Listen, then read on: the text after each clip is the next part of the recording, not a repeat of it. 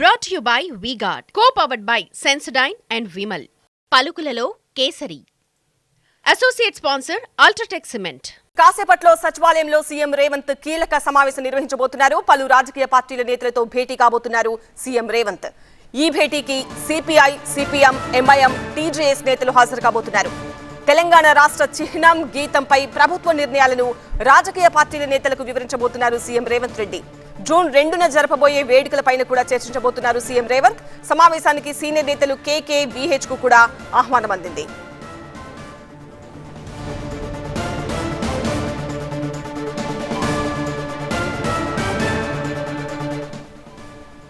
మరింత సమాచారం టీవీ9 ప్రతినిధి ప్రభాకర్ అందిస్తారు. ప్రభాకర్, ఈ సమావేశంలో ఇతర పార్టీల నేతలు చెప్పే అభిప్రాయాలు, అభ్యంతరాలను పరిగణలోకి తీసుకుని మళ్ళీ ఏమైనా మార్పులు ఉంటాయా?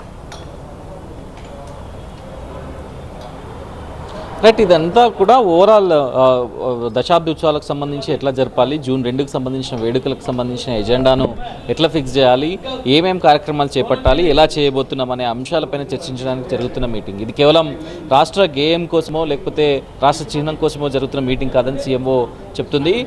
మొత్తం కూడా ఈ ఎజెండా అంతా కూడా ప్రతి అంశాన్ని కూడా చర్చించాలనే ఉద్దేశంతోనే మిత్రపక్ష పార్టీలైన సిపిఐ, సిపిఎం, అట్లాగే జనసమితి, దాంతోపాటుగా ప్రజా సంఘాల నేతలు ఎవరైతే తెలంగాణ ఉద్యమంలో చాలా కీలకంగా పనిచేస్తున్నారో వాళ్ళని, దాంతోపాటుగా ఇప్పుడు తెలంగాణ రాష్ట్ర గేయాన్ని రచించిన అందశ్రీతో పాటుగా దాన్ని కంపోజ్ చేసిన కీరవాణి, ఇట్లాంటి చాలామంది నేతలను అట్లాగే ప్రముఖులను, ఈ పలు రంగాలకు చెందిన వాళ్ళని అందరినీ కూడా ఈరోజు సమీక్ష సమావేశానికి పిలిచారు. సీఎంతో పాటు ఆ మీటింగ్ కూడా ఇప్పుడు సెక్రటరియట్లో స్టార్ట్ అయింది. ముఖ్యంగా దశాబ్ది ఉత్సవాలకు సంబంధించి గేయాన్ని ఆవిష్కరించడం. జయ జయ హే తెలంగాణ గేయం 13 నిమిషాల పాటు ఉంది. సో దాంట్లో చేసిన మాడిఫికేషన్స్ ఏంటి, ఆ లిరిక్స్లో ఏమేమి ఉన్నాయి, ఇప్పుడు ఆల్రెడీ చిహ్నం విషయంలో చాలా పెద్ద గొడవ జరుగుతుంది. కాకతీయ కళాప్రభల కాంతిరేఖ రామప్ప, గోలుకొండ నవాబుల గొప్ప వెలుగు చార్మినార్, ఈ లిరిక్కి సంబంధించి దీన్ని రిప్లేస్ చేయాల్సి ఉంది.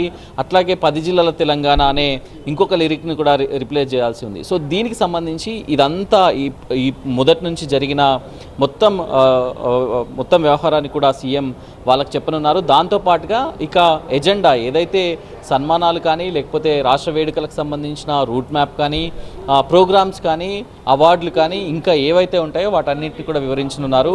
ప్రతి ఒక్కరిని కూడా దీనిలో భాగస్వామ్యం చేయాలనే ఉద్దేశంతో ఈ మీటింగ్కు అందరినీ కూడా పిలుస్తున్నామని మొదటి నుంచి కూడా సీఎంఓ చెప్తుంది. సో దానిలో భాగంగానే ఈరోజు జరుగుతున్న మీటింగ్కి కాంగ్రెస్ నాయకులు అటు కేకేతో పాటుగా విహెచ్ అట్లాగే మిగతా నాయకులు,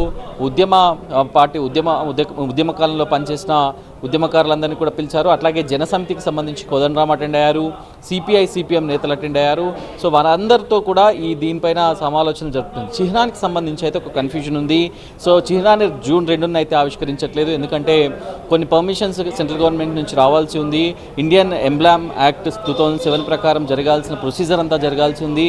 సో దాంట్లో భాగంగా ఈ యొక్క చిహ్నానికి సంబంధించిన ఆవిష్కరణ ఒకటి పోస్ట్పోన్ అవ్వడం, లేకపోతే ఇప్పుడైతే క్యాన్సిల్ అవ్వడం జరిగింది. దాన్ని మరొక డేట్తో పెట్టుకొనున్నారు.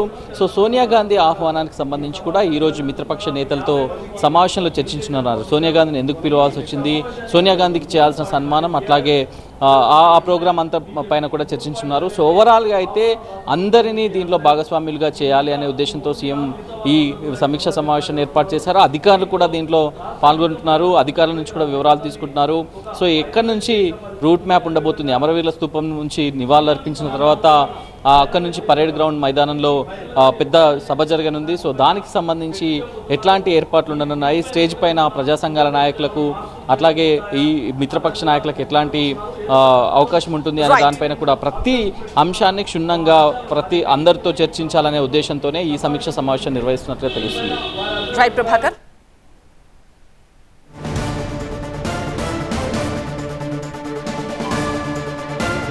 Brought to you by V-Guard, co-powered by Sensodyne and Vimal. పలుకులలో కేసరి. Associate sponsor UltraTech cement.